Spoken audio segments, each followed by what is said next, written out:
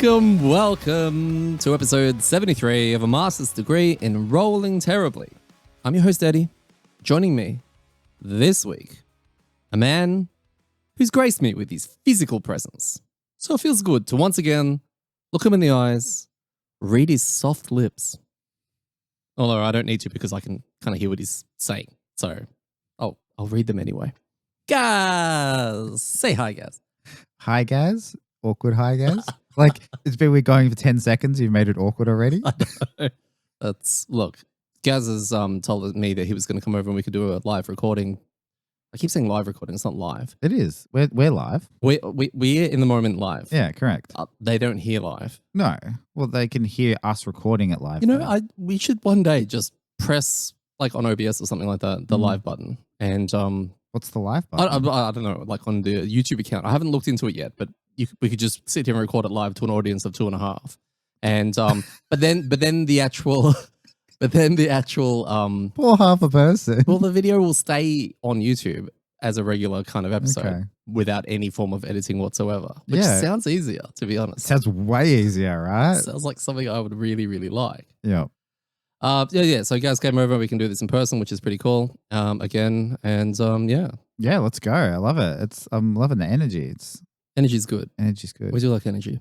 So, on, I guess, the news and dirt sheet and all that kind of stuff, I want to have a little chat about our future, 2.0, right? It's not grim, not bad. Don't give me that kind of look again.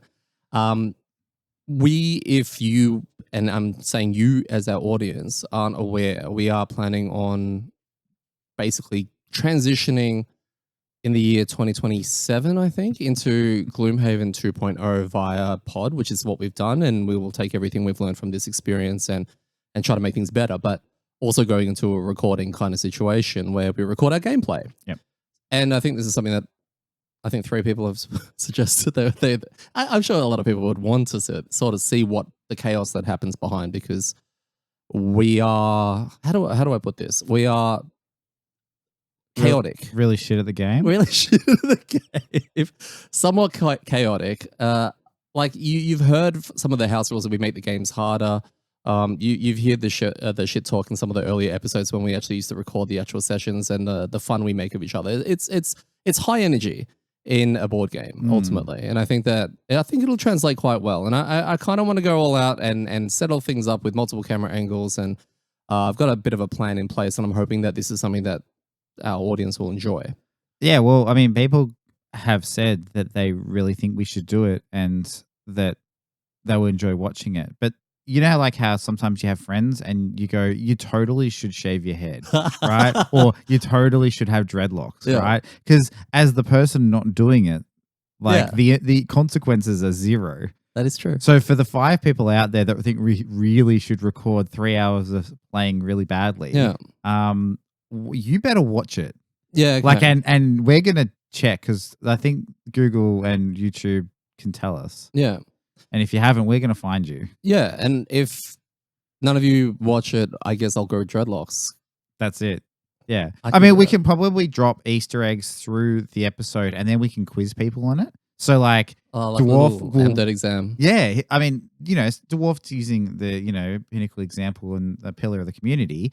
We'll say 100% I'll watch it. And then we can go like, oh yeah, well, what quiz time? What's this? And if he doesn't answer quick enough, we know that he's lying. What happened in round 3 with, you know, the brute? Correct. Mark's brute, and why did it die? Yeah, exactly. What was the joke that we made about the mine thief? Yeah. So this is something that I'm looking forward to putting together. And this is also where I'm going to open the door a little bit to our audience and just say, look, if you have something that there are videos out there of playthroughs from other groups that exist. If there is something that is maybe not being done enough, or there is a feature to a play along that you would like focused on that I may not have thought of, feel free to drop any ideas, hints, requests, things like that, just so I can gather enough, you know, data, I guess, to work out how to improve something that hasn't happened yet. Doesn't exist, yeah. I mean, that's a great idea, actually. Like, what do you love? What do you hate from playthroughs? I mean, Gloomhaven and Frosthaven specifically would be helpful because, you know, but even other playthroughs, right? Don't tell us, don't give, this is not open to give shit to other content creators. We don't tell if there's stuff that you like or stuff you want us to avoid doing because you think it will make it not watchable, please tell us. Don't wait till 3 episodes in and then be like, no, that's garbage. What are you doing? So yeah, that's a good idea actually. Yeah. Can I submit ideas? Oh yeah, Okay. absolutely. Anonymously? No. As dwarf? I need to know it's you. Why? So I can ignore them. Yeah. Okay. All right. Cool. Cool. All right. So I'll just feed my ideas through random people in the community. Yeah.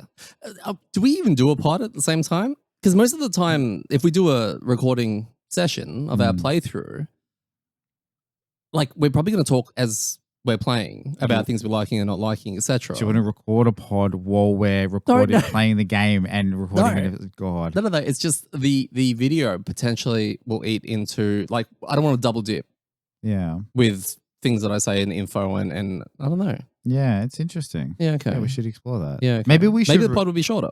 Maybe the pod will be shorter, but there's probably pod listeners out there that are like with us, like OG dude from where was it? Like who was that OG? Like Virginia guy or girl or person. Yeah. They could be listening now, going like, "What do you mean? I only have dial-up internet. I can't access the YouTubes." Right? Like they might only be getting the pod. Maybe it takes them like a week to download each episode. So what you're saying is we should by carrier pigeon record an audio version of our playthrough, but maybe with a 5th person on standby for special comments. You know how the person like on TV, the blind person that helps. Wait, not a blind person. The person isn't blind. They just don't have the internet. Right? They're different things, Steady. Okay. I know what I mean. Having what I'm trying to say. Having dial-up internet isn't a disability. Yes. Another thing I want to say, I've never said this this is episode 73. I have not said this once that I can think of. But if you are enjoying everything that we have been pumping out, and I haven't pleaded or anything like that yet, but please do subscribe to our YouTube, right? A lot of our things are on there. I know that there's, every video out there has a percentage of people who are watching every episode, but aren't necessarily subscribing. The subscriptions will help. Because we've got so many hours of content on there at the moment. I wouldn't mind seeing if we can get those subs up a little bit more, maybe to help out with the algorithm and be able to share our content with more people. And if you don't have a YouTube account, that's even better. Like, create one and then subscribe, and you never have to worry about that like being spammed. And do it 10 times. Well, I mean, we don't want. Oh, okay. Like we can pay bots for that, can't we? Yeah. But. I never wanted to be the please like and subscribe and notification and blah blah blah blah blah. And never want to be about that. But I think once in a blue moon, just as a reminder to say, hey, it'll help us out a lot. That it'll mean a lot. Thank you. Yeah, and tell your friends. Yeah. I mean, that's probably a bigger one. Like, I mean, people playing. If you're playing with your groups, I'm sure you mention the pod. Hopefully, the YouTube. Oh, these dickheads from Australia. Yeah. Go in there and just click the thumbs up button. All right, and the subscribe, and then you can close your YouTube account. That'll actually be fine. Yeah, 100% fine. I'm going to open up our DirtBag. We haven't done this in a very long time, so I've actually got a couple of just random comments here from YouTube and from Reddit and from Discord, and obviously our email of just things that people have said maybe in the last couple of months. Last couple of months. So you mean someone's emailed us 2 months ago, and now we're finally getting to it? I'm not going that far from. Actually, it's not really the last couple of months. It's more like the last week. Okay. The things that I've received for the last 2 weeks. So Warrior Myrna. Oops. Sorry. They mentioned that it's a strange feeling to be caught up and not being able to binge watch. This is someone who's been now just plowing through our podcast catalog. Yep. Ultimately. And I think I did follow up with a question about how long did it take to do that? 3 weeks, apparently. Wow, you got through all of our stuff in 3 weeks? Pretty much. They're like an hour each, and they're starting to get to an hour and a half. They're definitely an hour and a half each. Yeah. Sometimes they start to get to 1 hour 45. Oh, you poor, I don't know what the name, yeah. It's a lot of our voice in your head. I know, I didn't even want to hear myself that much. I don't even want to hear you that much. Yeah, that's why we only do this once a week. Chris Day on YouTube said, I'm a little more than a year into Frosthaven and I'm really enjoying going back and listening to this content. So this is someone who's, played a lot of the game already, is now literally, and that was on our 4th episode, that comment. So it's really cool that people can go back and enjoy them. That's cool. I don't know if I could. There was someone I actually spoken to recently who knows of the game, has played in a scenario or two of Gloomhaven, but just a mate I caught up with and was like, oh yeah, I'd love to play Frosthaven, but I don't think I've got the friends to do it, and I don't have the time, and blah blah blah. And I was like, well, just listen to the pod, and you can live vicariously through us. So I mean, if people want to do the Frosthaven thing, but is it a big commitment, right? Like I've had people say to me, is it worth getting? I'm like, oh, that's like, I don't know, asking. Yes, it is if you have 2 years to play a campaign consistently with 1 to 2 people at least, they're going to want to do it. Like, because I don't know, I can't think of anything worse than getting like 30 scenarios in and being like, nah. Yeah, it's tricky because people, if you are doing a pod on something, you obviously care and you're passionate about it. So then people are going to say, well, what's the game? And I always get that as well. And then I tell them the game and they're like, oh, that sounds really cool. I'll look into it. I'm like, oh, who are you to tell someone, oh, I don't know if it's going to be your jam or anything like that. We should be encouraging more people to enter the hobby. But it's such a weird situation to be in because of how heavy, just how involved the game is. Yeah, well, totally. Like that's it. It's not gatekeeping it, right? But it's like protecting people against it. Like, like I know it sounds really cool, but it's like long and hard. And like, I mean, it's a lot of fun, but I'm not selling this, am I? And then they're like, not really. Why are you doing a podcast about it? Like it's good. Trust me. But good. I shouldn't Just play don't do it. Yeah, it is. It's a bit weird like that. So. Chris also followed up with on Mark's Fist video. It was actually really, really nice, saying, I appreciate how this video concentrated on actual strategy using the Fist and not just talking about the cards and if they're good or bad, which I feel like, that's a drive-by? Just a slight drive-by, but that's all right. So is he, I mean, Mark has always had like good fisting theories, right, and capabilities. I've heard, He talks about it all the time. He's talking about it for years, really. Yep. And then Frosthaven came along, and he played the Fist class, so he could, put that into action. That's right. So he knows a lot about it. Some guy called Dwarf74 said nerf power potions, and then a little bit before that said power pots are busted. These are 2 separate comments, by the way. I think if you nerf those 2 abilities, 75% of the balance issues will start to disappear. So I don't really know. I'm not really going to reply to that. It seems like a troll. Yeah, it's a dwarf, but...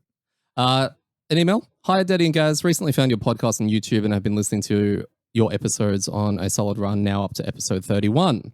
Love the content and the way you have approached talking about your Frosthaven adventures. Our regular group of 4, I like hearing that. I like that there are groups of 4 out there because I think we had this chat recently about player groups and, how many will be solo, 2, 3, and we think 4 is the least. Our regular group of 4 is near the end of Gloomhaven after having started back in 2019.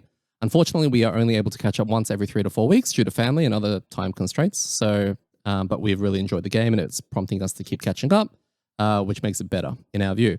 I've already bought Frosthaven and it's ready and waiting for us once we have finished Gloomhaven.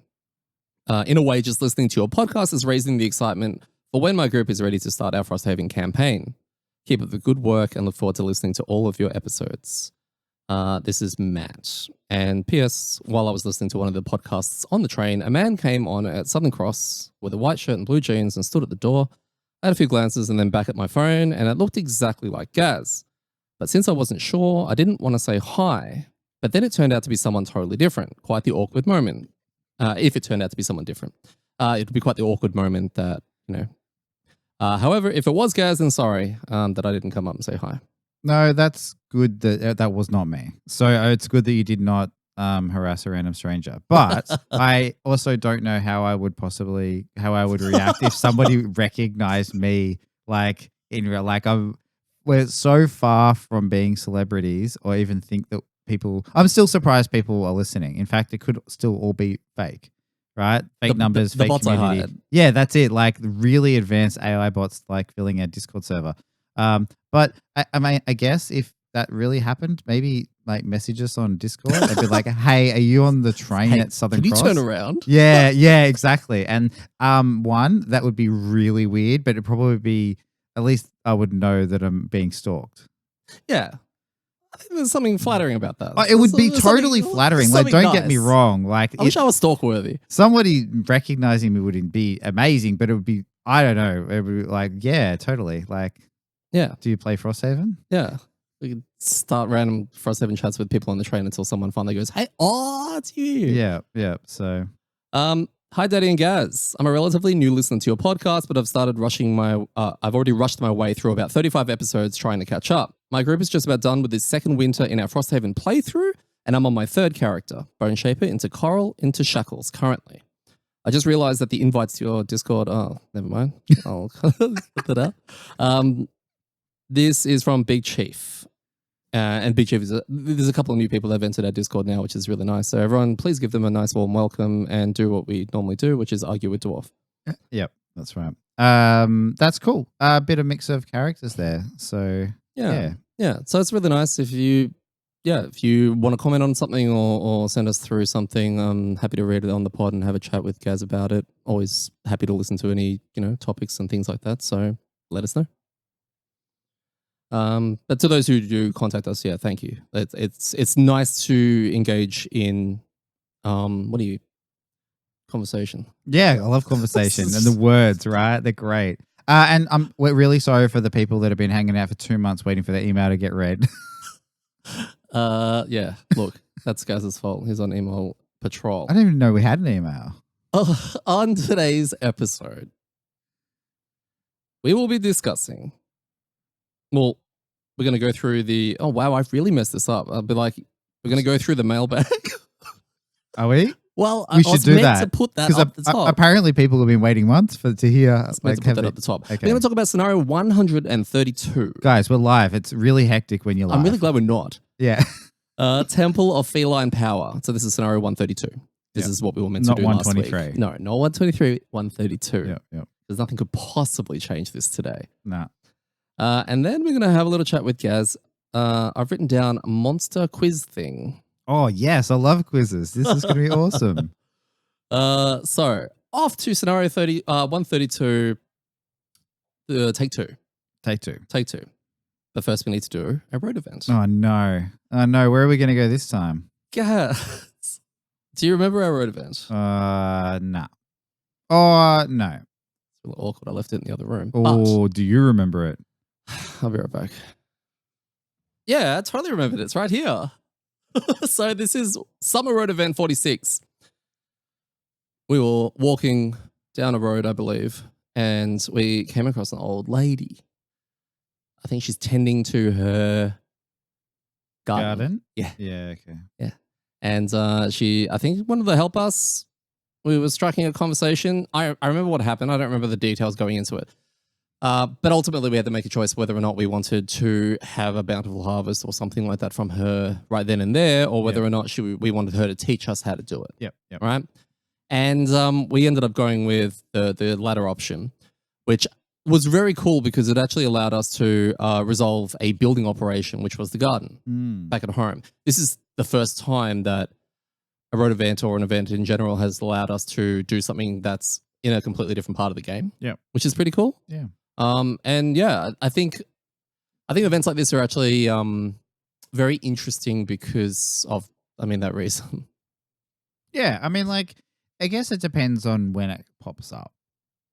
Yeah, well, right now it's fine. Well, at the moment, the thing is, we're not really wanting for herbs. Except that was really interesting because Phil did want a specific herb. Yeah. That which herb was it? One of the ones that looked like a dick. Yep. So we didn't have, but we have it planted. And then this actually created it, but because we weren't in Frosthaven, we couldn't use it. So. Which is weird because you're performing the garden task, but we're not there. It's like we're doing it remotely. Yeah, well, we got it, but he couldn't craft with it. No. That was the problem. We didn't bring our alchemist. The next part of the road event needed to be you run into an alchemy lab and then you can brew potions that you like. I imagine that one's probably in there as well. Yeah. But yeah, it is cool. I guess it's just can be a bit lackluster of when you get it if you don't need the things, right? Like gaining extra herbs and being able to use them is cool. We don't really care about resources at the moment, but it's a cool idea. Yeah. It's just one of those things where we had such an intense one last week and it's the highs and lows of events, right? It's just some are going to blow your socks off and others like, this is a cool event. I like this event. It's just thematically not doing it. I don't know, anything overly exciting. Yeah. I mean, yeah. Yeah, it's fine. It's like vanilla, right? Yeah. And vanilla is good. So you keep saying. Yeah. Yeah, okay. And then we start heading our way to the actual scenario 132 Temple of Feline Power. Now we did not have to be forced to do the garden event for the old lady. I mean, scenario. Let's go to dwarfs. Well, can you remind everyone again why we actually want to do 132? Because we need to go investigate the Temple of Feline Power. Yeah. And there's a feline power object that needs to be retrieved by a mysterious persons who may or may not be Indiana Jones. Yeah. I meant more from a like my PQ or why did we pick this scenario to do? Because we need to kill the Yetis. We do. We need to kill frozen corpses because my PQ is the one that, uses the axe. Yeah. That's right. The worst PQ in the game. Probably. And I've hated a few of them. Well, Snowflake one. I mean, that was fine. It just went forever. That was crap for different reasons. Yeah, okay. That was like the never-ending story, but it kept going. Right? Mine was crap because we just got bad luck. Yeah, we'll have to we'll have to do a top 10 of ones that I hate the most. Yeah, okay. And at the moment, it's probably more recency bias, but at the moment, I hate this one the most. Oh, you mean the axe one? Your axe one, yeah. Not the temple blessing one. No. I mean, that's the shittest one, I think, for my experience. But I'm not even experiencing yours and I dislike it. Oh, okay. That's what makes me feel like it's the worst. It is a little bit tricky because it's kind of it's the only one that I need everyone to just pay a little bit of attention to in a way. Because if everyone just goes on autopilot and kills all of the things that I need, it gets a bit funny. Yeah. But also, you don't want to be sitting around waiting for me to land a hit that hopefully will kill it and then go through another rest cycle so that I can hit it again or anything like that. Yeah, and it's making your game less fun by having to not take items that you want to make your character be fun. It's like, worst ever. It's true. Especially last week. I think last week was the power core one. So I took it and didn't even get to use it, which meant I could have used the items that I brought along anyway. So a little bit bad. So previously on Frosthaven, this was a job posting. An old man named Mulbrin introduced himself at the crater, which is basically the pub, and offered to tell us a legend for a drink, right? So I think we bought him a drink. He told you about another group of adventurers who found a dark and powerful idol that compelled them to go high up into the Imperial Mountains, promising them it would fulfill their dreams. They never returned, so he handed us a map, and away we head. That's what brought us here, which is very cool. Is that from Dwarfs? That is from Handy Dwarfs. Dandy previously on? Yeah. We should link that in the notes to the YouTube. Yeah. In case people haven't seen it. Yeah.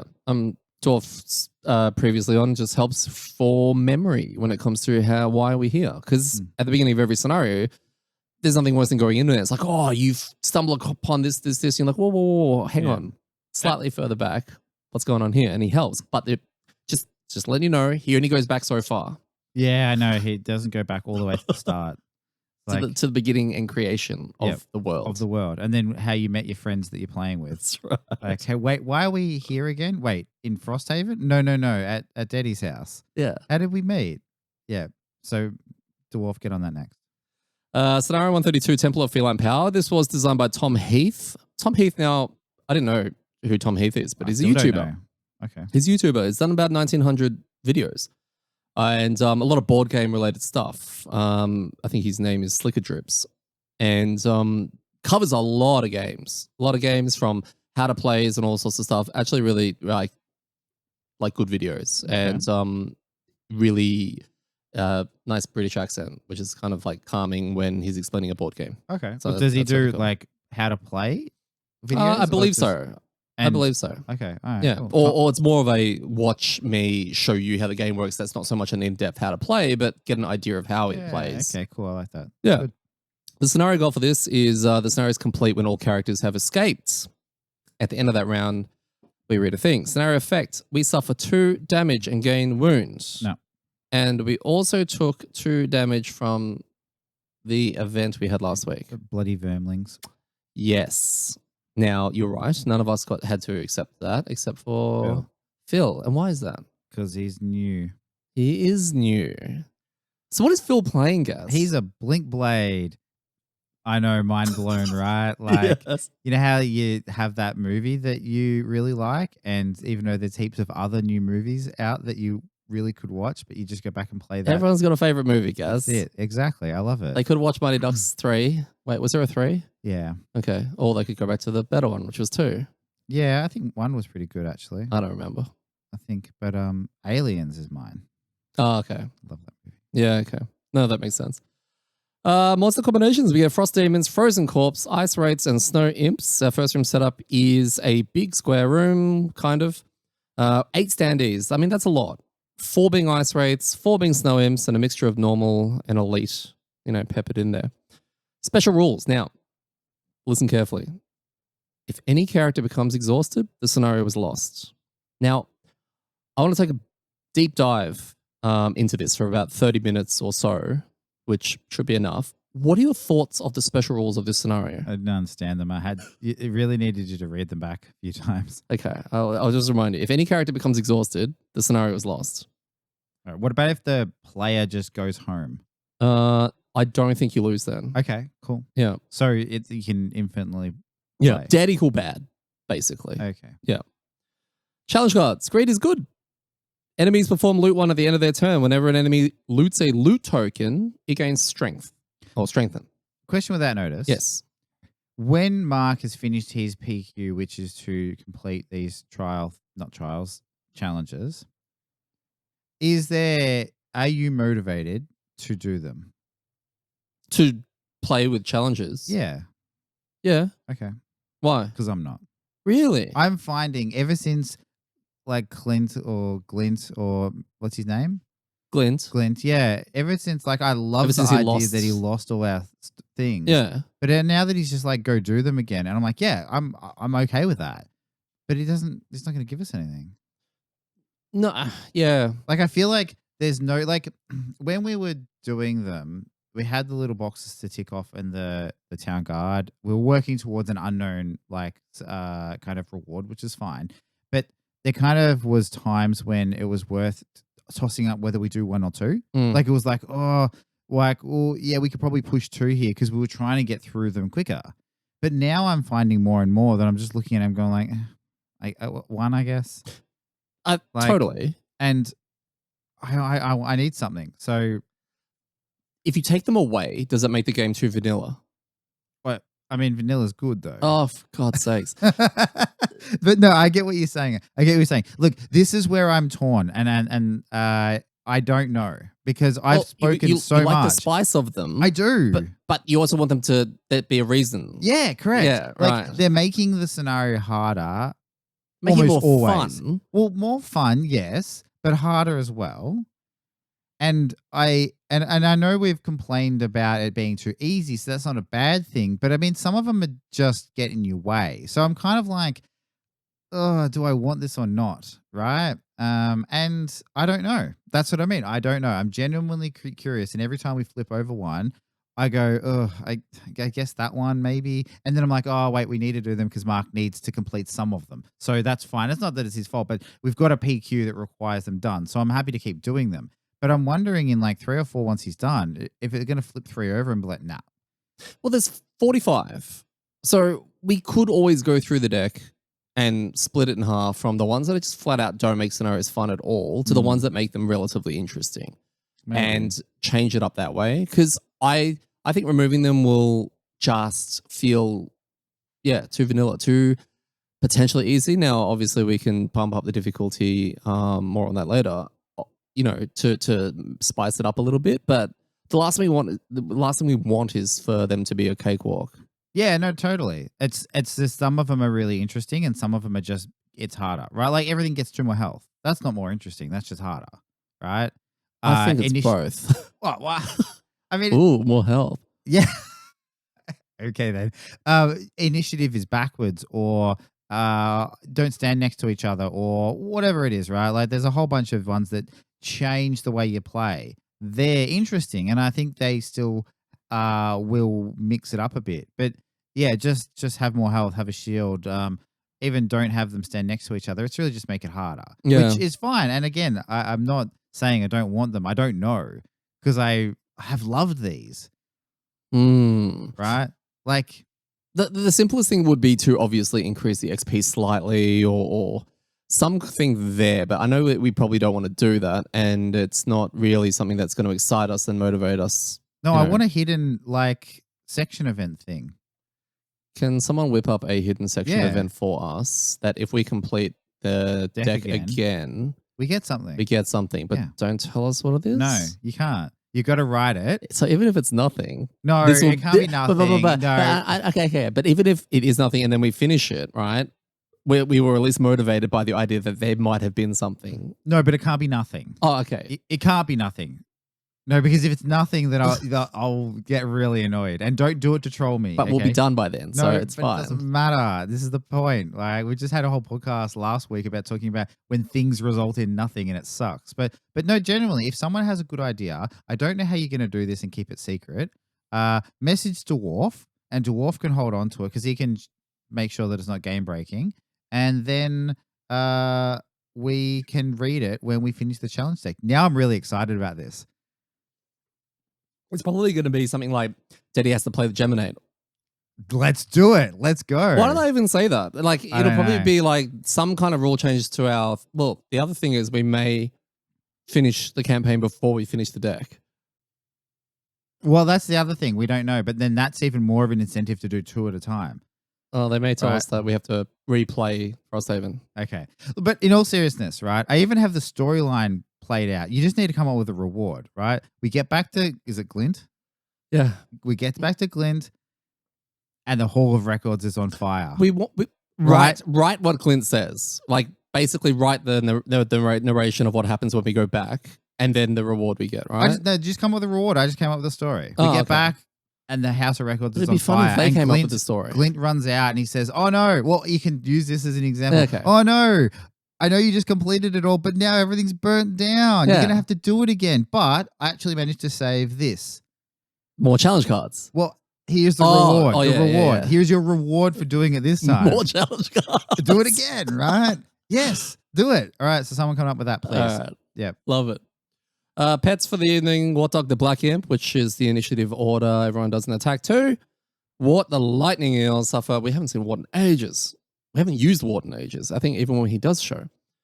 Suffer 2 damage to recover a card from discard. A party, Daddy on a level 7 Astral, Gaz on a level something shards. Yep. 5. Oh, 5. I think I'm 5. Yeah, nice.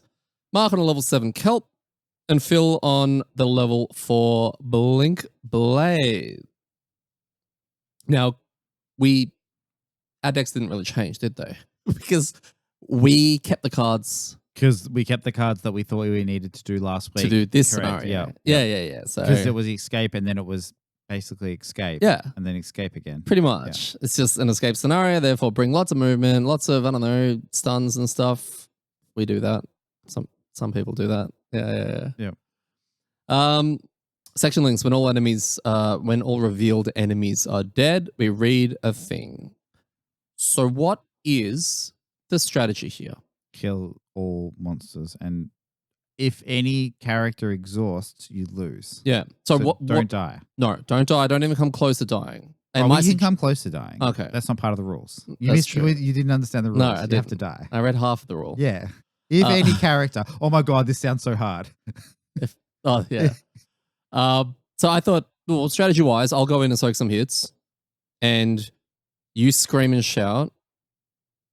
And vibrate. And then the 2 pub stompers just go in and everything else immediately dies. Yeah, exactly. Right? That's our strat with this exact lineup. So what actually happened? Just right at the start. I think Phil went up and punched something and then exploded. Phil went, I'm a Blink Blade. I remember this. Yeah. And then died. Well, almost. Almost died. He had to burn a card. Crap kicked out of him. Yeah. He was already, in his defense, he was already starting on -4 health, right? And he said, look, actually, I have the card in front of me. So his health should have been 12. So he starts at 12 and he lost 4 to start with. Oh, yeah. So it was 8. So it was 8. and then he went up and hit something that had retaliate because everything has retaliate in this one. So his health was lower than 8, and then he got hit, and then he had to discard a card. And I was like, okay, all right. Yeah. It's like riding a bike, I- except when you fall over onto spikes. I think it was funny because he's like, I remember this character. It's broken. I'm gonna go in and mess everything up. Watch this. And he goes in and goes right into the kneecap of one of them, and then they all just they just ruin him. Yep. So that just meant the next 3 turns I was on heal duty. Yes. I've got 1 heal card. So I used it. No. I used it, and I basically used that card exclusively on Phil. Yeah, correct. As soon as I rested and got it back, it was used on Phil because he dropped back down again. Yeah. So I want to do a monster spotlight on ice rates. Now, this scenario also, we chose to bump up the difficulty for the first time. I think the first time. Yeah, ever. And yeah, we bumped it up to, because we were just like blink blade help, utility support. Between Gaz and I, we've got enough tools and tricks to just sort of, control the environment, and then the other 2 just blow everything up. Mm-hmm. And then we'll try +1, and if, it goes well, we'll just go +2. It's a little hard to tell from this scenario though, whether it was easy or not, I don't know. Ice rates. So at this difficulty, and I think they're one of the few that have the same health if they're normal or elite. And I think that was intentional because they swap between the 2 different types. Their movement is 3 for normals, 4 for elites, and their attacks are 3 and 4 at this, level 4. The normals have an innate curse and a shield 2, and the elites have innate wound and retaliate 3, range 3, which is kind of rough. Guys, do you know what their lowest initiative might be and what their highest initiative might be? Lowest, I'm gonna say, is 6. No. 8. No, you just got it wrong. So I can. Oh, okay. Yeah, it's not like a continuous thing. So it's 13. Okay. Oh, okay. Yeah, that's what the highest one you should know though. 95? Yeah. Okay. Yeah. That's the swaps. That is the swaps. Yeah. Is that their reset card? That is one of their reset cards. Okay. All right. That's what I found interesting is that their swap card, despite I think seeing it earlier, there's only one of them. The other swap is a heal. The other swap. The other reset card is a heal. Sorry. Oh, okay. Because their swap's a heal as well. Yes. Yeah. Okay. And I think an attack as well. Yeah. Which I thought they swapped more, but it's 1 of 8. Yeah. Okay. Which I thought was interesting. Yep. I guess it's. Yeah. No, it's all right. Yeah. Continue. I'll let you have a guess what you think, and take your time with this. I'll even have 7, 6. What elemental affinity do you reckon they have? I'm going to keep my answer of 6. There are 6 elements. Exactly. That's what I was getting at. 6 elements, which I got that right. So which element affinities do they have? Yeah. Ice? Yeah. All right, done. Nice. So, noticeable features. Out of the 8 cards that they have, 6 of them are attacks. Okay? But 3 of them are heals. And some of those overlap. I'm doing the scissor thing right now, but they overlap. So I'll just cut this bit out. You're like throwing bad gang signs at me. They got 4 ice generator cards. They got 4 ice consumer cards. Interesting. Which I thought was a lot. Like, yeah. It's actually a lot in compared to maybe others that I've seen. And then, of course, the gimmick, which is the swapping between elite and normal. Yeah. And because they're designed in such a way that the normals have shield and prefer ranged attacks, and then the elites don't. It's a very interesting concept. And to a lot of people, actually, it's probably their favorite mob from Frosthaven because they're unique to Frosthaven, I believe. Yeah, they're not in Gloomhaven. Yeah, I think they're the best Haven monster out of all of the Haven. Are they still your favorite? Yeah. From a design perspective, they are so hard to play against. There's never a good time. It never feels good attacking these because you're either taking retaliate damage or having to push through 2 shields. Yep. Right? Like it just always sucks. Yeah. And then they hit you pretty hard. Right? And they curse you or they're hitting you from range. And it's just, they suck all the time. Yeah. Right? And I think because they make your life miserable, right? But they don't do it in a NPE way, you don't have negative play experience, as in I just get stunned or muddled or all that kind of shit all the time. It's like you got to figure out how to do this, but it's gonna take a bit, right? Mm.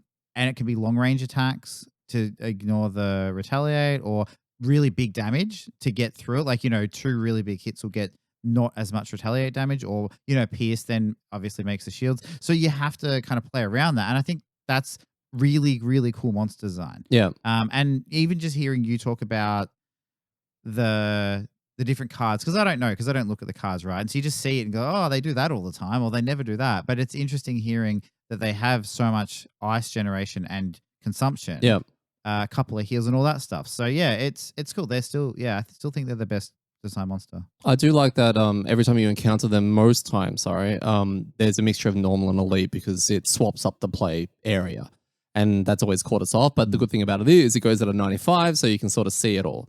But it definitely does confuse the group a little bit because it's kind of like, well, which one do we go for? And then it's like, do I go for the shield one? I've got no pierce or anything like that. But I don't want to take 3 damage from that one. So that's it. Oh yeah, and that's the thing. It's an amazing way of making like an attack 3 useless, right? Because you go, well, I hit this guy, I'm going to take 3 damage back. It's not worth it. Like, what if I draw a red card and it's only 2 damage? I've done 2 damage and I've taken 3. That's shit. Or I hit the guy with a shield, which I'm probably also not going to push much damage through. So it's amazing that they do. They like nullify that mid-range level attack, which sucks. But I think it's really cool because they're like tanky without being really tanky in a sense. Yeah. And they've got a lot of heals, right? They've got a lot of ways to recover health, even though 2 of them are like self-1 heals. It's enough to, remove a wound or remove or something. Yeah. And lastly, they fly. So anyone who's going to plan a hazardous terrain thing because you go, oh, pure damage. We can just do pure damage to get past all of it. Haha. Well, bar maybe a shackle. It's you're going to have a bad time. It is. So, I mean, look, there was a point in that first room where I actually had it lined up where I could have stunned 2 of them. Right? But they were both elite. I'm not taking 6 damage for that. Yeah. Like, I'm just not doing that. It's stunning 2 is great, right? It's taking him out of the game, and then they're not going to attack or do whatever crazy shit they're going to do. But I don't want to take 6 damage for that. So I was like, and that's range 3. I'm like, I can't even get out of range. It is amazing how much Retaliate's been in the game forever, and you know it's there. It's just thinking about the multi-attacks, like you were saying, or AoE, or hitting 2 targets, or Grim Trophies, bang, bang, bang, bang, bang. Like how much it can book you. Like you say, you're hitting 2 things, but you're taking 6. Yeah. That's insane. And doing 0 damage. Yeah. Like, I mean, I'm not doing anything. Like, a stun's great, but I don't know. No, I'll hit something else. If they were pettable, capturable, throwable into our stable, a bull, what might their ability look like? I've got a thing, right? So it says must be used on the first available turn. Okay. So when you want to use the pet for the Ice Wraith, if it was one, if you choose to use it, it has to be used on the first character, not just waiting until the last one. All right. All characters cannot, and it has to be before movement. So whoever wants to pop it, they blow it right at the start of their turn before they even move. So all characters cannot move this round. That's the icy part of it. All right. Choose an initiative order if they want 2 shield or 2 retaliate, or 2 shield or 2 retaliate range 2. Yeah, sounds cool. But it's still kind of going in with the theme of the Ice Wraith as well, which I think sometimes is the tricky thing to sort of make. Yeah, finding the theme for the pets is tricky. Yeah. Or everyone flies. I thought about us swapping to like elites.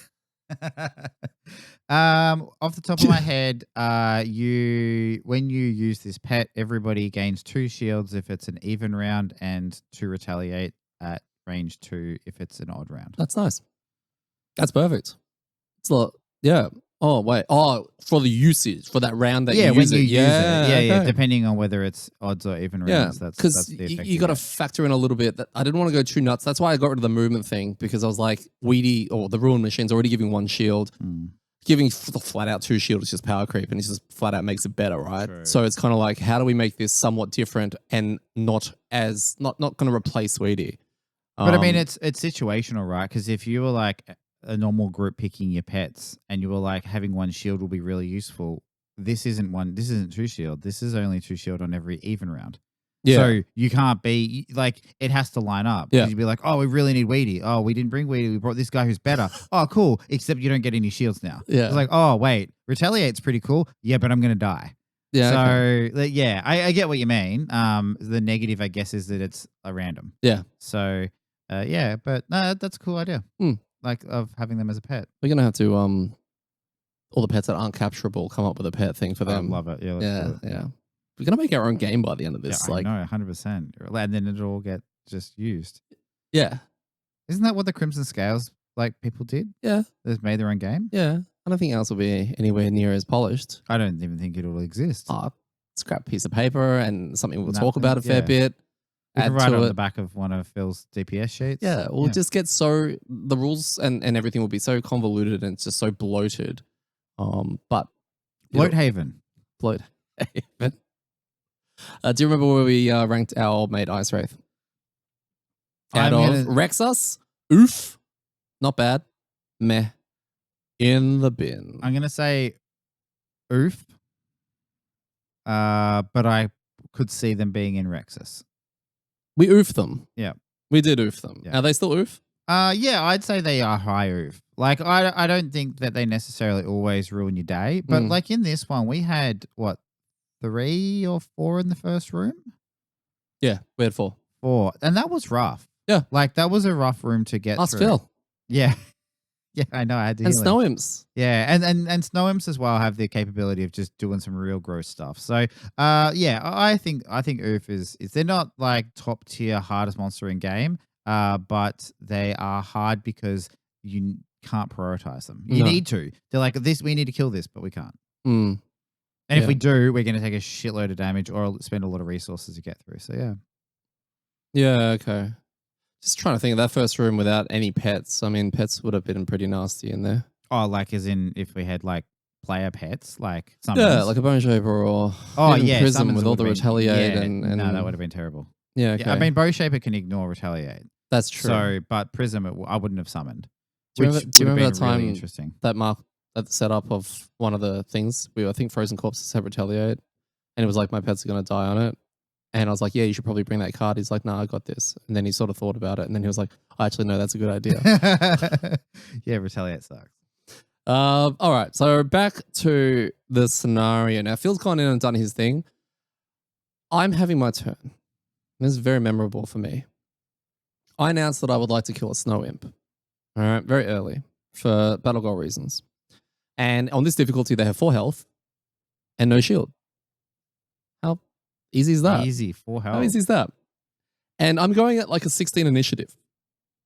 Okay. The only card I know of that they have is an initiative 5, and it gives them 5 shield. I think they heal themselves and they create an element. All right. I need to not see that card. If only there was someone that could look into the future and help me plan that. We haven't started yet, man. Just ease up. I know I'm not doing another spotlight on the snow imp right now, obviously. But do you know how many cards go faster than my 16 that the snow imps have? 1, 2, No, 8. it's 1. Okay. It's just that one card with the initiative 5. Yeah, 1 and 8. And what did they play? That card. They played that card. That card. Yeah. I cannot believe how much the imps just wreck my first turn in so many different scenarios. Or wreck everyone's turn through me when I'm creating an element that they get to do add attacks. They do, actually. They always, it's like they get to go through their deck and pick the card that most fucks you. They're like, oh, Dead is here. All right, cool. What do we have? Yeah. Yeah. If anything, like, I would want them to make an element, right now with this character, but they're still finding, I know, but... And they went before you as well. In fact, they were helping you. They just didn't realize that you needed to murder them. So, Gaz is a good support. He strengthened me, and he's like, going to help me with my job, my PQ, and or my battle goal. And because I can no longer hit the things that have 5 shield, I now have changed target to one of the elite ice rates. I think it was the elite or the normal. I can't remember. And Gaz helped me. He strengthened me. I cocked my axe, and I got ready to go in to hit this thing. And I pulled my 2 cards, and the very first card was a ×2, which was amazing. So I think we hit with 5. The axe hit for another 3, and then shield, if it was normal, I can't remember which target I hit. It was elite. All I know is I got my BG. On the first turn, which I was very happy with because I was going to be on that little wimpy snow imp who would have been super mega booked and ended up going into an ice wraith, which got me my BG and also got me 1 progress on my PQ, which was lovely. So, question. Yes. Which is worse? Yes. Okay. The imp's pulling the 5 shield card, Mm. which means that you can't kill them. Mm-hmm. Or if you had gone before them and attacked and I hadn't given you strengthen and you just missed. Which of those is a worse scenario for you? What was the first one again? They did exactly what they did, but you didn't have another target. Oh, I guess I'd have to hit it and hope for an AMD element generation that they can then... Oh, no, they're not eating, are they? Yeah. Oh, it'll set up my turn 2 and I'll just be slightly shitty. So you'd be more upset with the miss? Yes. Okay. I'm just wondering what's more upsetting, them fucking you or you fucking yourself? Look, it doesn't matter because neither of those 2 things happened. What do you mean they did pull the 5 shield? Yes, I know, but I still got to do if anything, I got a better turn out of it. You did. Because of what they did. Yeah, if anything, they helped. They helped. That's it. They're helping. 100% And they helped. also generated you an element. They 100% did that. Yeah. So Gaz is hard supporting Phil. Mark is crabbing about, and by the time we enter our first rest cycle, the axe is back up, and there's 1 more Wraith up, which is really nice. So we blew Watt Dog to bring it down just a little bit, and I tapped the axe again, and boom, headshot, another one down. So I actually got 2 in the first room, which is really quite nice, and collectively as a group, we basically, we got through it. Quite okay. I don't even remember anyone getting brittled. Did people get brittled? Oh, by Snow the imps. snubs. I think Phil got brittled because he got hit. Someone got hit, brittled. That sounds like Phil. Yeah, probably. Okay. So, I don't, other than that, no, I think we were fine. I mean, in saying that, I think Phil did a pretty good job of killing the imps, or maybe Phil and Mark together. Because I don't think there was like 4 of them in that room, and I don't really think they did much. So I reckon they got dealt with pretty quickly. And I wasn't killing them, so. Yeah, I don't know. I reckon it was, and I wasn't taking any damage, so I'm not too sure what the snow imps were doing, but yeah, they went in the bins all of a sudden. So suddenly a wall drops in the actual room, and it's a hallway with nothing in it except for a lonely pedestal in the center. I bet nothing will ever happen if we go anywhere near that. And Gaz, now I need to ask you a question. You've got a card that grants us movement. Mm-hmm. Okay. You haven't given this card any form of nickname or anything like that, so that we can go birds. Yeah. Right now, no one's even asking for it, apart from the occasional, I probably look at you and I'm like, can you move me? And that's about it. Yeah. If you gave it a name of some kind, would that then ruin it because everyone would just start yelling it all the time? I don't know. Would Yeah, they? okay. I don't think so. Would they? I don't know. Do you reckon people I would? just feel like it needs a code name. Does it? But what would it be called? What could they call it? Well, that's why I'm asking you. Let's call it. You don't get to jump, so it's not like birds. Birds don't really fly. jump. Well, yeah, but you get jump out of birds, right? And it's called Birds of the Tempest. What's the birds card called? Birds of a Tempest, I think. Yeah, that's it. So this one's called Shout. Shout. Vibrating Shout. Okay. I'm just making things up. The cards are right there. I could look it up, but I'm not going to. No. Okay. Well, Gaz, can you violently shout? Yeah, violently vibrate you and vibrate shout? me over there. Okay. I'm just practicing when I need to get you to do that. Yeah, just no. Okay. It's you have to yell really loud. Just like I need to vibrate. I don't even know what the initiative for that card is. Is it good? Who knows? You don't even know either. Don't even know. It's not even birds. It's ghetto birds. It's birds from Wish. Look, the more you guys know, the more you're gonna meta it and game it and talk about 100%. it. That's why I don't really want you to do any of this. That's it. We need to actually change the initiative of birds so that nobody knows what that is. Well, you just ban the word. Ban the word birds. Yeah. All right. You ban it, but you have to punish it as well. Okay, so if you say birds, you get -3 movement to your next turn. And burrow. But that sounds good. It's a shit version of burrow, which doesn't exist. No, you try to burrow, but you scrape your face across the ground. Oh, but you're not moving though, so you're just putting your face on the ground, not moving. That's which is right. kind of dumb. You fall over. This is a work in progress. Yes. Yeah, our game's going great, by the way. So the door, this empty room with a pedestal in it, there's a door at the end and it's locked, and it's kind of like, if someone ends their turn adjacent to the pedestal, something will happen, right? So we saddle up and go stand next to the pedestal, which is pretty cool. We find out what happens. So what will actually happen is 2 ice wraiths and 2 frozen corpses spawn and near the door. And a numbered token goes on the character mat for the person who triggered the event. And this was the idol. Oh, it's weird how the idol's on a pedestal, weird thing like that. I don't know. It just seems a little cliche. Yeah. And it can actually be passed, which is pretty cool. It's I don't know, football style. You can actually pass it to style. Yeah. You can actually pass it to an adjacent character anytime on your turn. The person with the idol puts a damage token on their mat, and these tokens will reduce the movement the more you have. There's a formula for it in the scenario. When the idol is passed to a mate, you put a damage token on their mat. And every second round, the person with the idol adds another token to their mat, but all the other players may remove 1 token from theirs.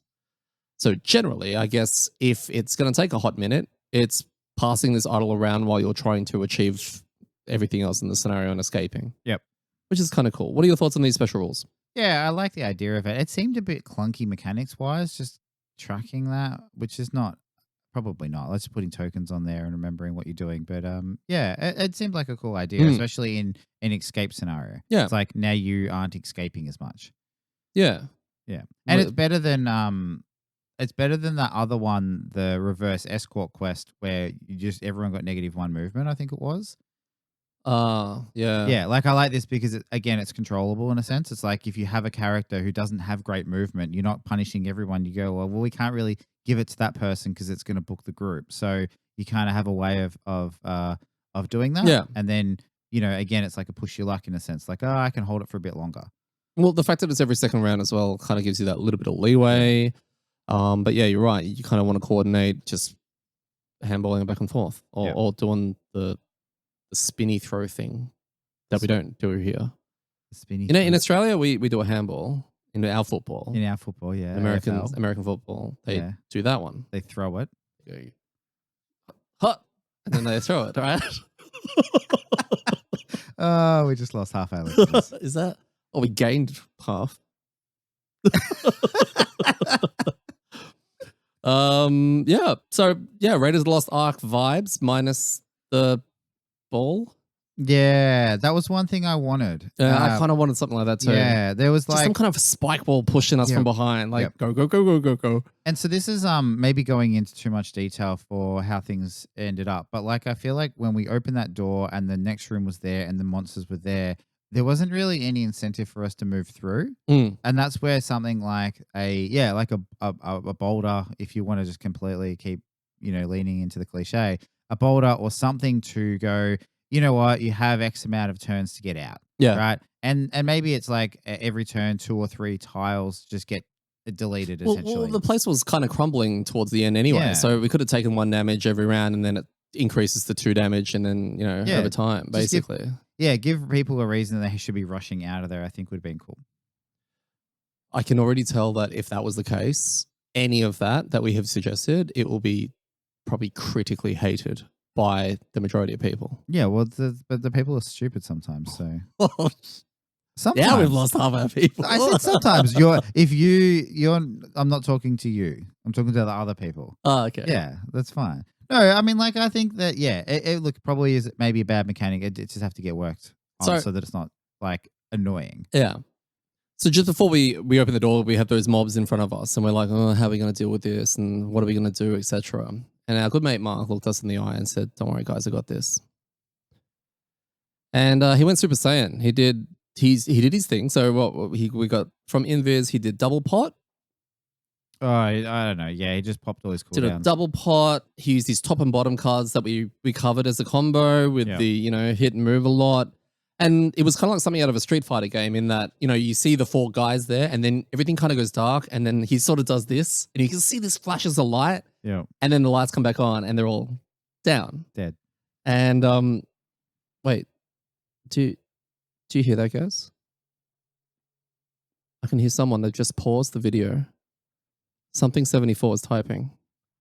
Something power potions. I can't be sure. But moving along. But yeah, we definitely went in there and it was fun watching Mark just go absolutely ham. Where's my thing? Is it that one? Stop! He's already dead.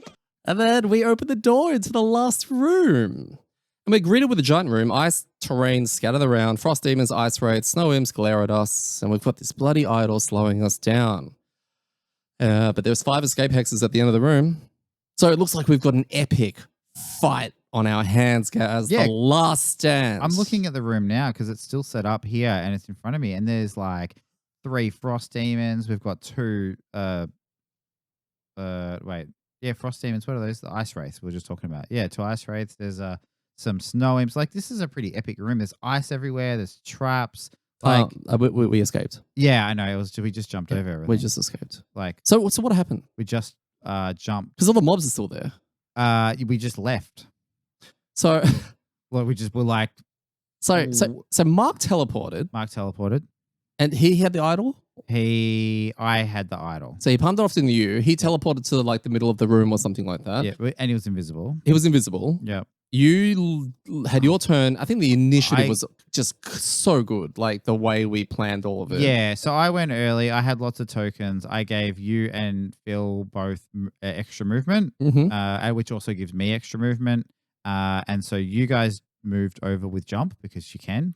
I've got innate jump because of the what do you call it? Infusion? Yep. And Phil had jump boots. Yep. So both jumped over, which got you past the initial wall. Because what was interesting, when we opened the room, the first turn, the frost demons actually moved up and formed like a bit of a wall. It was actually really cool because they kind of blocked the door in a way. They did. But then that just meant that they weren't near the back of the room, which is where we needed to go. So yeah, you guys all jumped over. I managed to pick up this useless item, which I've used every single scenario now, which lets me teleport up to 20 spaces in a turn as long as I end next to a player or one of our allies. And that was basically it. So, like from the round we opened the door, they all moved to the front. Next round we win. We win. Because of these shenanigans. Just literally jumped over them. The movement you're giving, I have +1 to the movement from my infusion. I then played another card that has 2 bottom moves on it, which then was +1 to both of them. I was escaped. Phil was... Mark was the only one that was probably still hanging around because because he's invisible. It just doesn't care. Yep. And that was it. Yep. That was it. Done. And the place sort of collapses. Kind of. Who knows? We were gone. And then this cliche mystery dude... steps out of the shadows and he's doing that slow clap. And it was kind of like, I was like, oh, wow, okay. That's how original, Mr. And while I was writing these notes, Gaz, I was rechecking the conclusion of what happened at the end of the scenario, which is what I literally was just saying. And it turns out the dude was Mulbrin, who gave us the job. Okay. Back at the pub. Oh, okay. That makes sense, I guess. So we hand him the idol, not by choice, because he's all like, got the Sith Lord thing going on where he's just like, you will give it to me. And it's like, yep, cool, okay. Here you go, yep. Done. And that was it. Done. So, but does that mean this guy's a bad guy? Like, you probably don't know this. This is one of those things where, like, someone's asking you within the first 10 minutes of a movie whether that's the bad guy. Yeah. And he's not being bad. I don't know. Yeah, I mean, we've read the intro to the next scenario, right? Did we? I feel like we had this conversation about the next part of it was like, and you start with the idol. Yes. And we're like, wait. I looked at, because we knew we were going to do, because it's a force link. So 133 is the force link. We're going straight to it. I was looking at the scenario goal for that, which was also an escape one. Yeah, another escape. Yeah. And it looks like the idol, the special rule kind of thing still kicks in. We still have the idol, which is kind of weird and annoying because we gave it to this guy so we wouldn't be debuffed. Yeah, and he's just back to us. He's like, oh, that's shit. He's like, what, dickhead? I can't move. And he gave it to us. So but we didn't read the the flavor. Okay. So that might explain it. Yeah. Okay. Cool. I'm kind of hoping it's like a Aladdin Jafar situation, right? Like, which one are we? Aladdin. I want to be Jasmine. Okay, that's fine. She wasn't there. She was just in the palace chilling. So you're not. I love that. Yeah. Okay. Cool. Meanwhile, we're in the temple getting the, things. I'm a princess. No. What do I need things for? Anyway, don't clip that.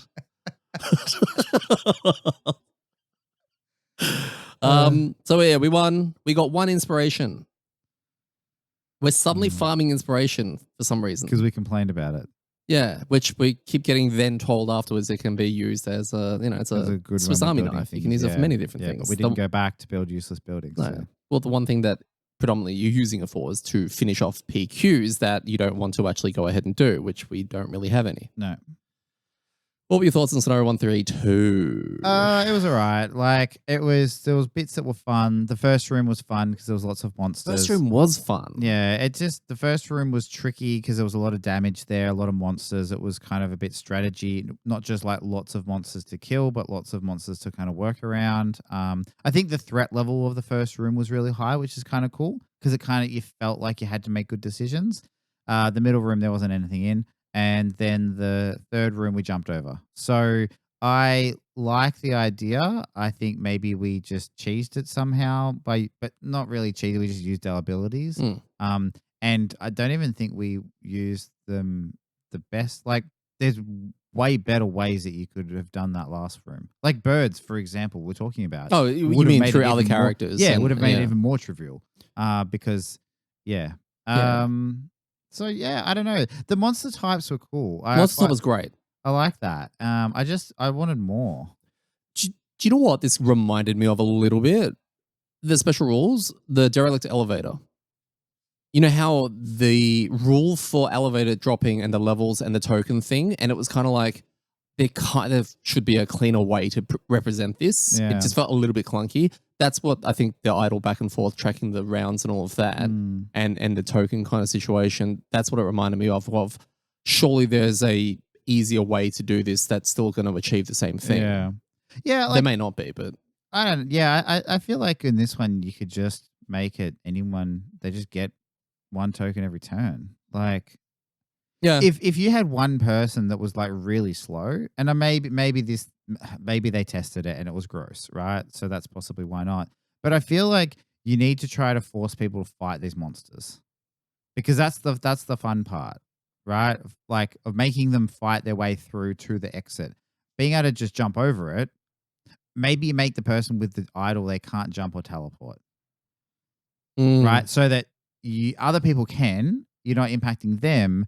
But you at least they have to kind of like, rush this person through. Like it's kind of protect that. Yeah, I don't know. I think there's some interesting ways that you could change the special rules on this. Maybe you can pass it 2 or 3 hexes. Oh, the hut. Yeah, exactly, right? But like you make the negative worse, but then you can pass it, and then you need to use that, right? Well, you have to roll a catch check, otherwise you take 3 damage. Like, blood ball all over again. Your character dies because you can't catch a ball. But yeah, I think something like that. Like this just felt too, once we got through the first room, the rest of it was just easy. Now, if we couldn't move and jump through all that, that would have been a really tricky fight. Because the frost demons can hit hard. Yep. We just talked about ice wraiths, and then Snow was peppered in there as well, and frozen corpses. Yeah, were there frozen corpses? No idea. In that second room there were. When we opened the second room, idol, they all spawned. I forgot about that. There was only 2 though. But yeah. No. What? Yeah. Okay. Yeah, it was 2 ice wraiths and 2 frozen corpses. That's right. There was 2, which we just deleted. We had a kelp. We had a kelp. That's the problem. Okay. Yeah. No. Okay. So the scenario is fine. We just had the wrong characters. I mean, we had the right characters. To make the monsters be deleted and then jump over all the monsters to finish. Yeah, okay. So, but no, I liked it. I think if this will not make our top 10 best or worst, it'll probably be forgotten. But I like what it was trying to do. Yeah. And I think that it did create that kind of experience. Yeah, it's a double-edged sword when it comes to designing an escape scenario to keep the tension up, but also make it fun.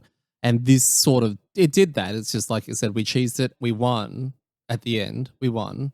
There's an element of I would have liked to have gone through a slog, but then I will probably regret saying that, right? Once you're doing it. So it's kind of like the typical person of you can't please me. Yeah, that's a good point, actually. If this was really hard and yucky and we had these stupid special rules that made the game not fun to play, we'd be complaining about that. So, I mean, I'm kind of glad that they didn't do that. But yeah, no, you're right. The escape scenario is tricky because I feel like the difficulty balance in escape scenarios must be one of the hardest to get right. Because if you always have the rule, if anyone dies, you're done.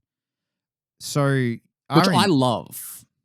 No, I love it. I do. I don't like that dying is built into a couple of characters a little bit, right? That makes it a bit rough. Yeah, that's but true. I do like the whole you can't just blow your load and everyone else. It's a tempo thing, right? Yeah. No, yeah, you're right. It is good. And yeah, I just wonder how hard they can push those scenarios, Yeah. right? Like the only other one I can think of that's in Escape that was really, really close. There's a couple, but the couch one. Mm. Now, I wonder, we also had a really weird challenge card on that one, right? Because that was the reverse initiative order one, which Yes. was really bad with Deep Deep Terrace. Terrace because they go so late Yeah. all the time. So that made that a lot harder. And then we also had a couple of instances, like I think that was another one where Phil got massively booked, but then managed to escape out, which was great.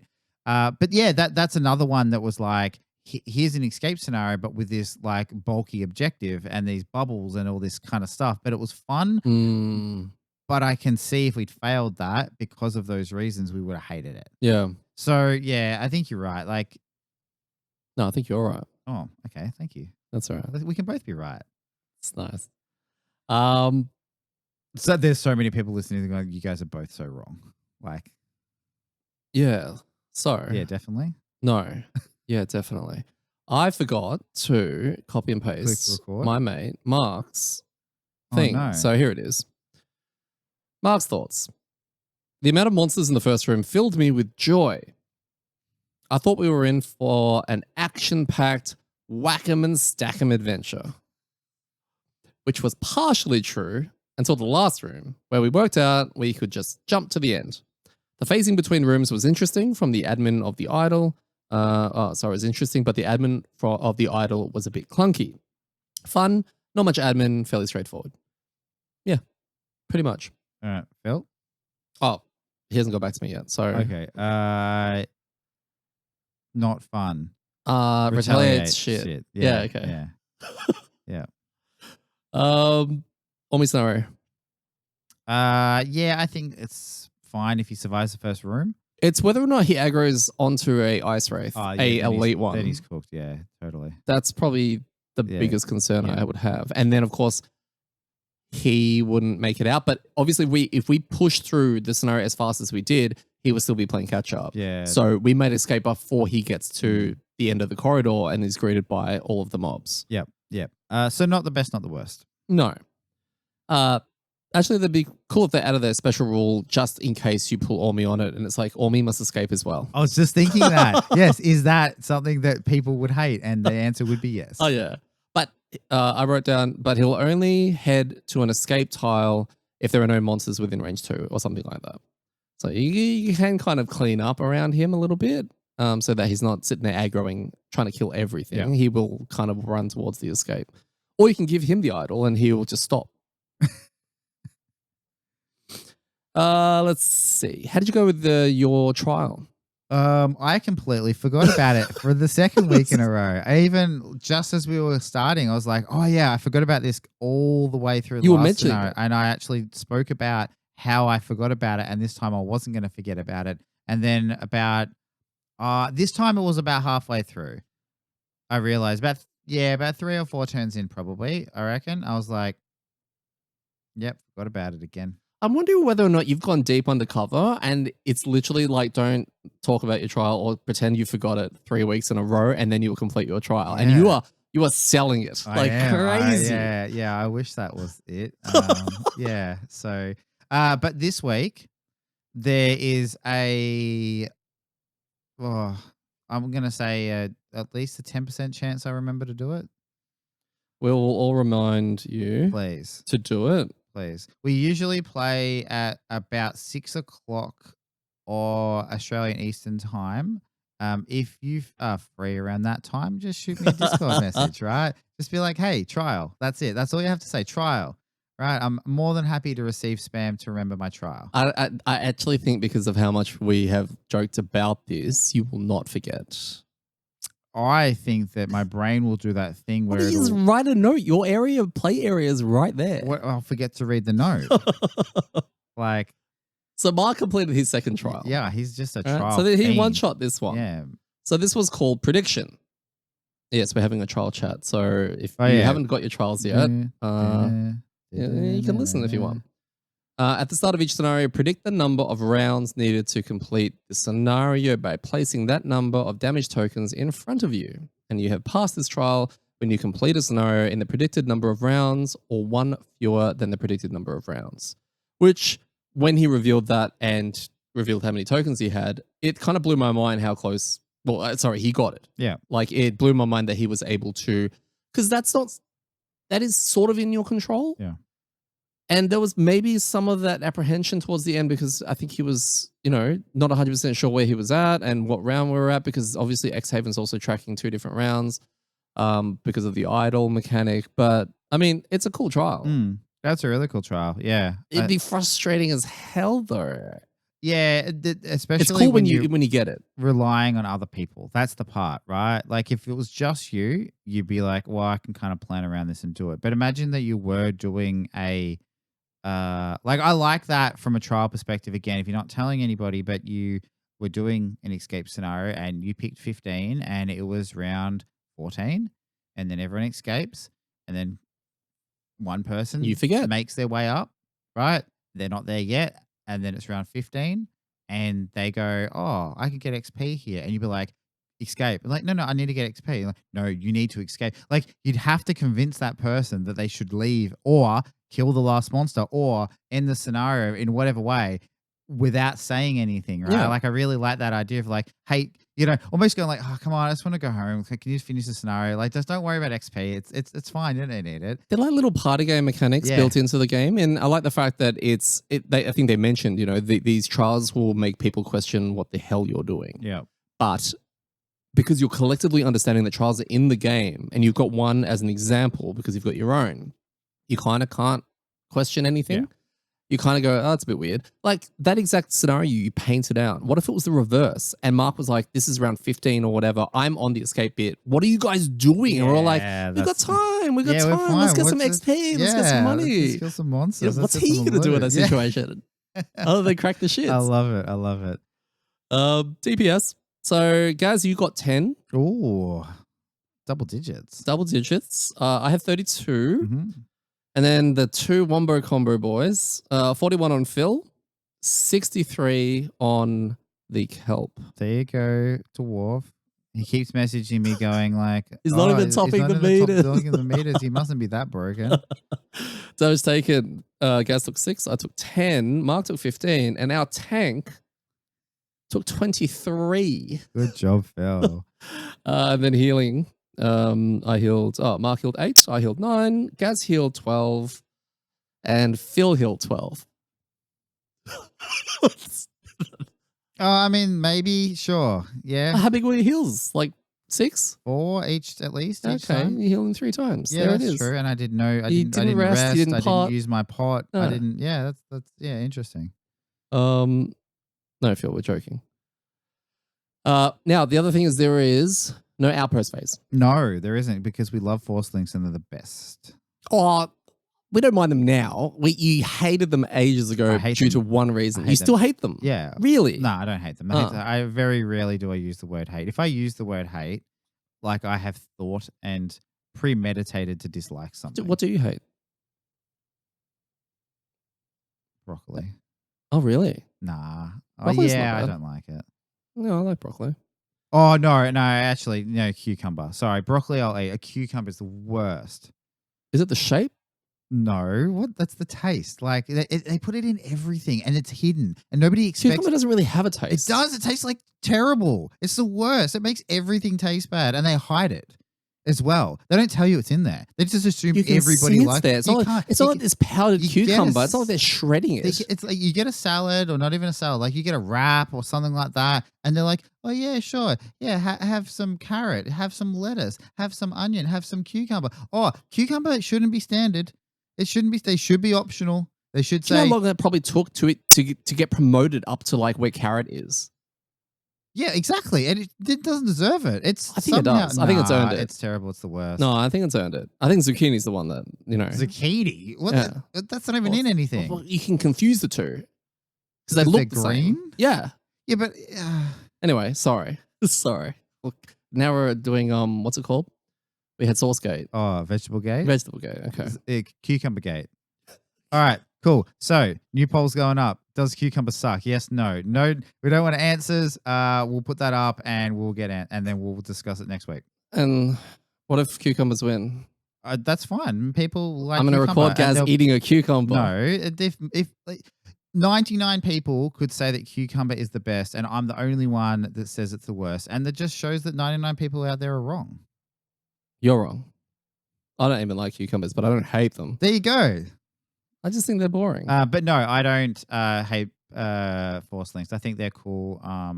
And in this instance where I don't think anyone really cared either, it was fun. No one cared.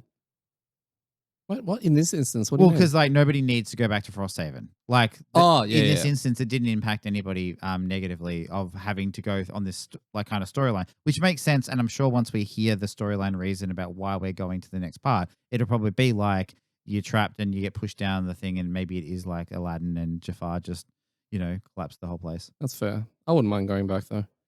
So I'm going to quickly cover a couple of battle goals. So the one that I had at the very beginning was Assassin, that I needed kill an enemy before it takes its first turn, which is why I really wanted to kill a Snow Imp, and there was only one card that was going to wreck that, and he pulled it, which is really, really cool. We had Pauper, never collect a loot token from end of turn looting.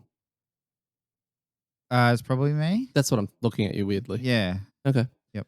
Recluse, this was Mark's, never end your turn adjacent to any other character. Gain 1 additional tick for 4 characters. I remember the exact moment he booked it, and that's my fault. Because I was standing next to the bit that he wanted to go to, and I went before him. So he was going to end his turn in my spot, but it was when he went Super Saiyan and he wanted to stab 3 things that were next to him, and I was also next to him just watching. So, sorry. And Phil, never use a potion. That's okay. Seems like interesting. Like a rough one. Gaz, monster quiz time. So last week I mentioned in the snapshot, what do I call it? Spotlight, right? Monster Spotlight.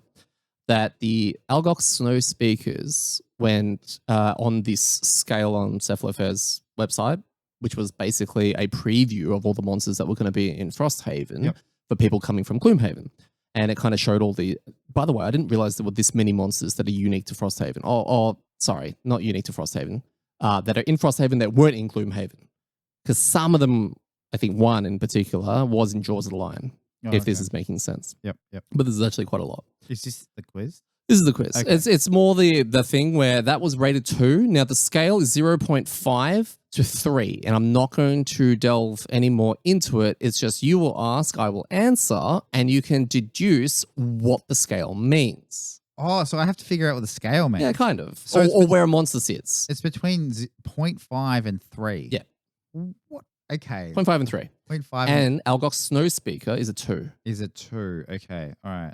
So, starting us off, we have Algox Guard. 1. 1.5. Oh. Okay. Okay. 1.5. And these ones are only, none of these mobs are in Gloomhaven either. Algox Archer. 5. Close. 1.5. What's the scale go up to again? 3. Oh, okay. Algox Priest, or they used to be called Shaman, apparently. They're listed as Shaman on the website, which is pretty cool. It's going to be real awkward because I didn't write down what they are. Yeah, maybe. I didn't write down what they were for some reason. Algox Scout. I like this, like, Who Wants to Be a Millionaire? I think it's 1.5. $1 million question, and they're like, B, and he's like, I don't know. I don't know the answer, I guess. You seem pretty clever. Yeah. Algox Scout. 1.5? 1.5. See, seeing a theme here. Algox Ice Speaker. 2? He's clever. So why do you think that is? Because they're like a boss? Kind of, yeah. Like, or they're like the lieutenant, right? Yeah. They're like kind of, okay. Polar bear. Well, for me, like a 5, right? I'm going to say a 1. No, they are 2. Oh, yeah, okay. That's what you meant, though. Yeah. Living Doom. 3? Why? I don't know. Why? So you're not trying anymore. You're just throwing numbers out. No, I am. But we're talking about like importance of like lieutenantness. Like that's a good point. They're the most boss monster we've fought that is not a boss. Why are you saying polar bears can't be lieutenants? I picked 5. Okay, that's fair. So you went full to boss, straight to Yeah, boss. because they were. Living Doom is 2. Okay. So same as Polar Bear. Mm-hmm. Frozen Corpse, 2. 1.5. Okay. You got some right. Ice Wraith, 3. 2. Okay. Yep. That makes sense. Burrowing Blade, 2. 1.5. All right. Snow Imp, 1. 0.5. So they're low. Chaos Demon, 3. 2. And what I found interesting about Chaos Demon, because I was like, aren't these in Gloomhaven? No. But I played the digital version, which incorporated Jaws of the Lion as well. So I was like, I'm pretty sure I've seen these online. And then I checked the Gloomhaven database. There is none. But then Jaws of the Lion, that they were introduced. So I was like, that makes sense. But 2. Lurker Mind Snipper, 2. 1.5. I love quizzes.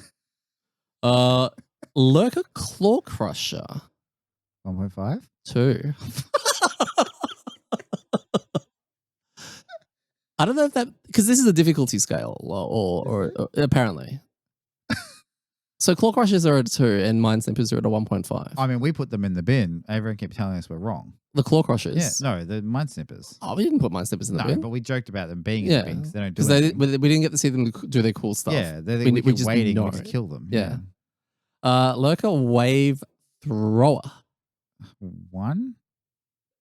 Wow, you got that one Hey! right. Yeah, because we think that they're really annoying because they booked that one scenario, but they're actually fine.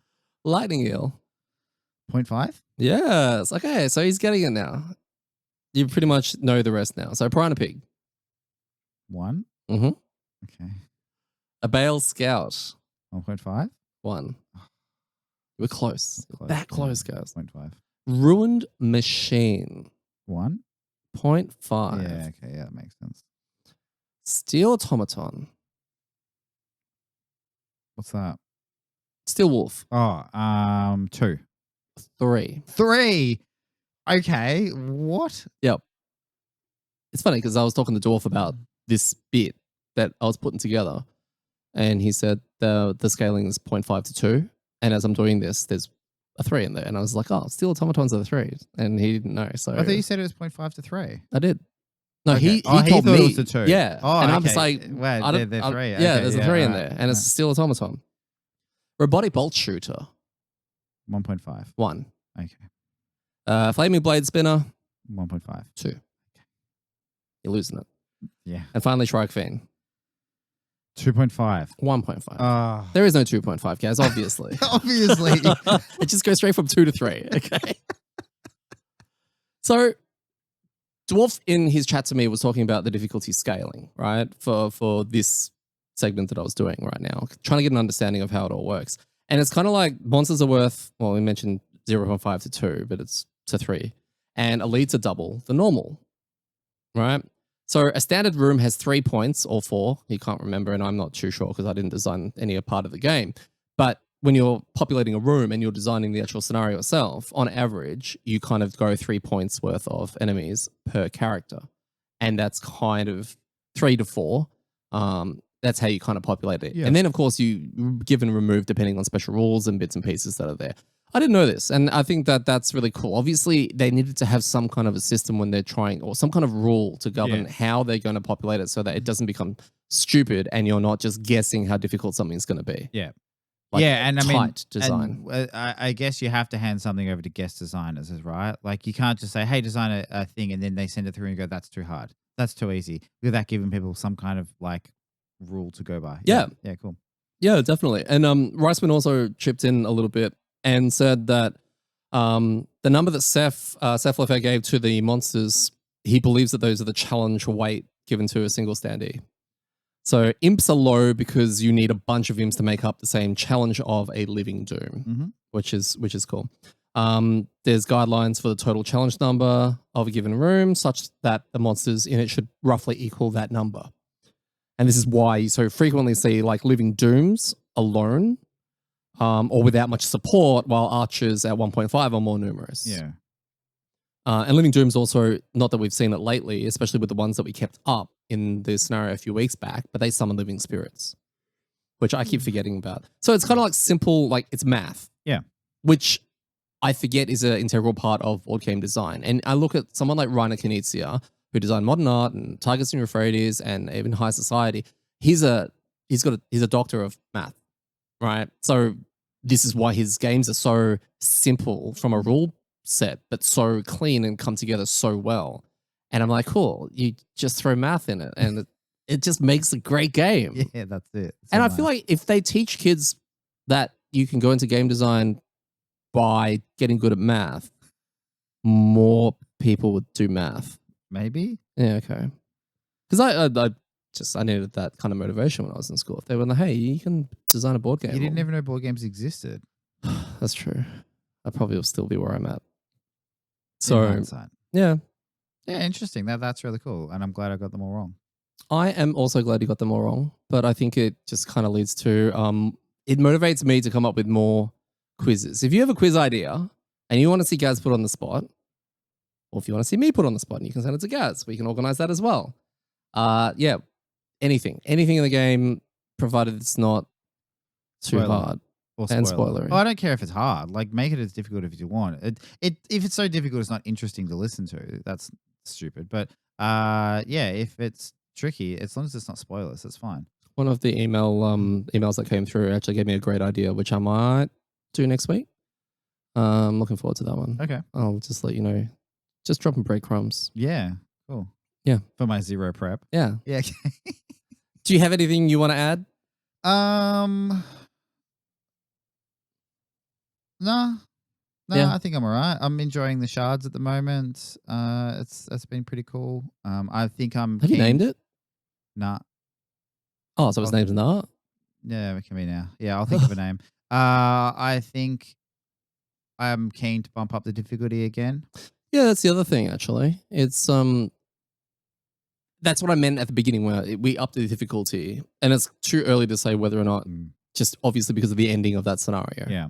I'm a bit nervous because the next one's another escape. And yes, just because, again, I don't know what the escape is, what the rules are going to be like, and how we go through it. So I'm a bit nervous from that perspective. But I'm kind of hoping that if we bump the difficulty up, we'll be able to recapture some of the early stages of playing the game where it's not that it's so much that it's harder, but you need to think about your turns more. That's a very important point. It's not going like throwing an attack over here and standing in a certain position. You really have to plan kind of collectively how you're going to do this. And I think it gets us all talking and the tension's in the air, and it leads to a great scenario. Yeah, because that's the thing. At the moment, there isn't a lot of risk and reward because we've pretty much been able to brute force our way through most things. Like taking damage is just discarding a card. Like, you can just pump damage, and there's various ways that we get past those obstacles.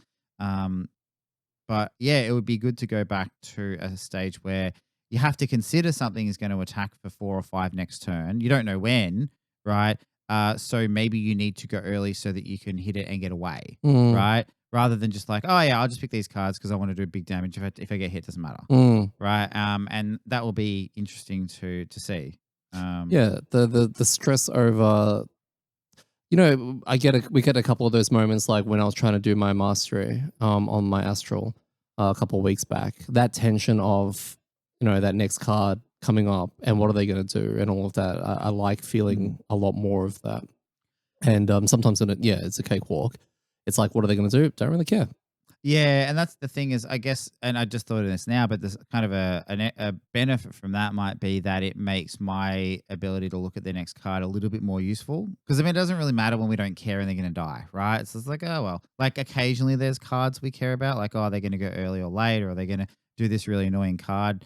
But, like, for the most part, knowing that they're going to do a move 3 and attack 5 at initiative 23 isn't that useful. Like, people are just like, whatever, I'll go when I go and I'll get hit if I get hit. So, yeah. It'd be really interesting because there's no immunity to that, using it on a boss. I think that's kind of where it'll really shine because, like boss special 1, boss special 2 are usually pretty impactful, yeah. And just knowing which one was coming, could make all the difference. Yeah, that's a good point. So when we do find a boss, Because when was last time? Uh, Lurker? Ooze? Oh, it might have been Ooze. Yeah. Yeah, maybe. Yeah. Yeah, cool. All right. We will wrap it up there for this week. Join us next week as we hit up scenario 133 and finally, hopefully, add to our stable of crazy critters. I've been your host, Eddie. I've been joined again by Gaz. And remember, when it comes to rolling terribly, it's all in the wrist.